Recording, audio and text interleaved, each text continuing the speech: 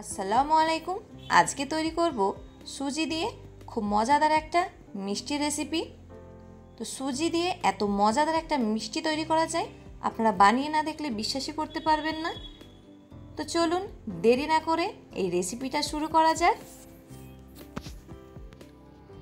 তো প্রথমেই একটা কড়াই গরম করতে দিয়ে কড়াইয়ের মধ্যে 1 কাপ সুজি দিয়ে দেবো। সুজিটা দিয়ে হালকা একটু ভেজে নিতে হবে, খুব বেশি ভেজে নেওয়া দরকার নেই, হালকা একটু ভেজে নিলেই হয়ে যাবে। হালকা একটু ভেজে নেওয়া হয়ে গেলে দিয়ে দেবো 2 কাপ দুধ। তো যে কাপের আমি সুজি নিয়েছি সেই কাপেরই আমি 2 কাপ দুধ দিয়ে দেবো। দুধটা দেওয়ার পর একটু ভালোভাবে মাখিয়ে নিতে হবে।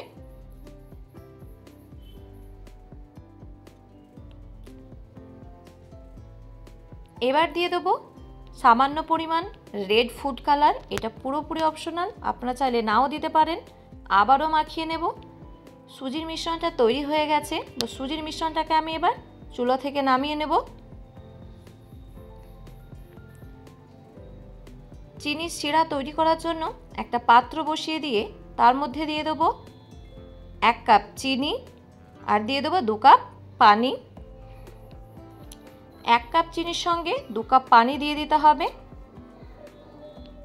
আরও দিয়ে দেবো 2টো এলাচ। এবার একটু জাল করে নিতে হবে যাতে চিনিটা গলে যায়। চিনি শিরাটা তৈরি হয়ে গেছে, শিরাটাকে আমি নামিয়ে রেখে দেব। আর যে সুজির মিশ্রণটা তৈরি করে রেখেছিলাম তার মধ্যে দিয়ে দেবো 2 চামচ গুঁড়ো দুধ, 2 চামচ চিনি, হাফ চামচের থেকেও একটু কম বেকিং পাউডার, 1 চামচ দিয়ে দেবো ঘি,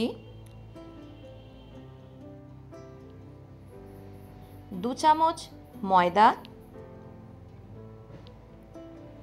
এবার সব উপকরণগুলোকে খুব ভালোভাবে মাখিয়ে নেব।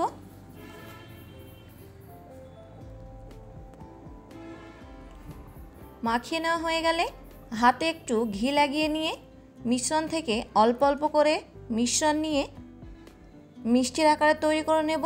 এখানে আমি লম্বা মিষ্টি তৈরি করে নিচ্ছি, আপনারা আপনাদের পছন্দ মতো মিষ্টি তৈরি করে নিতে পারেন।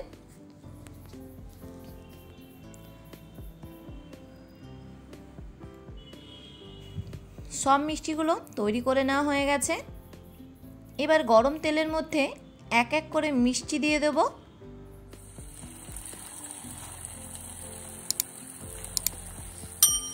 আর মিডিয়াম আঁচে মিষ্টিগুলোকে ভেজে নেব। খুব সাবধানে মিষ্টিগুলোকে উল্টিয়ে দিতে হবে, নাহলে মিষ্টিগুলো ভেঙে যেতে পারে।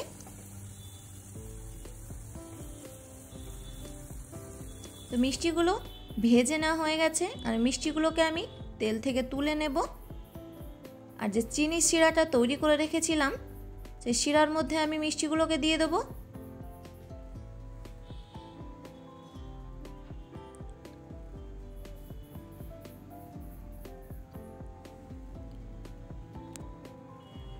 আর মিষ্টিগুলোকে 1 ঘন্টার জন্য রেখে দেব যাতে মিষ্টির মধ্যে শিরাগুলো খুব ভালোভাবে ঢুকে যায়।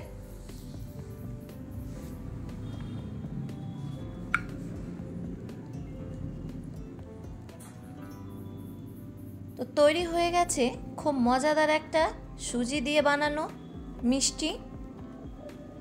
তো এই মিষ্টিগুলো অনেক বেশি নরম হয়, তো অবশ্যই আপনারা এই রেসিপিটা বাড়িতে বানিয়ে দেখবেন। আর এই রেসিপি আপনাদের কেমন লেগেছে অবশ্যই আমাকে কমেন্ট করে জানাবেন, আর আমার চ্যানেলটাকে সাবস্ক্রাইব করে দেবেন। আবার নিয়ে চলে আসবো নতুন কোনো একটা রেসিপি। সবাই ভালো থাকবেন। আসসালামু আলাইকুম।